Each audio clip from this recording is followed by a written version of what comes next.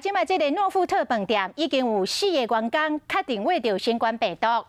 昨确诊的迄位饭店的主管讲，伫4月17就有症状，就开始来扫甲流鼻水，但是伫个13天后才来确诊，而且伊体内的病毒量高达21，是属于强阳性。这表示讲，这个饭店内底可能有几内个所在有不明的感染源。这个感染科的医师讲，恐惊会有超级的传播事件来发生，尤其是这个个案，离确诊进前，搁到三重埔的某一间诊所看医生看过3届，这个健保卡面顶嘛拢无来注记，这个防疫的破坑愈来愈大坑。台湾的社区即卖恐惊有几啊条隐形的传播链。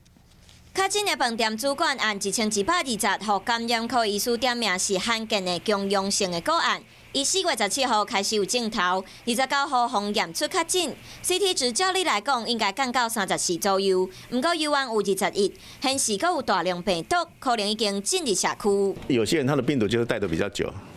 而且量比较高，那这种人就是会造成所谓的超级传播事件嘛。尤其如果他进入一个比较密集、比较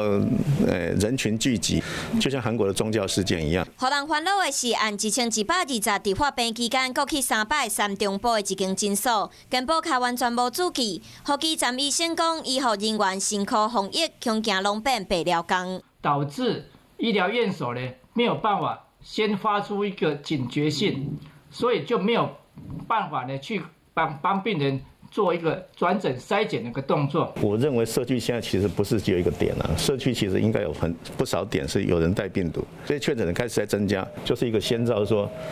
可能会不会爆发流行了。感染科医生提醒，台湾社区即马可能有真侪温情的传播链，大家袂使阁感觉社区真安全。到5月底之前，拢是经过观察期，全民防疫的螺丝就要存甲搁较安尼。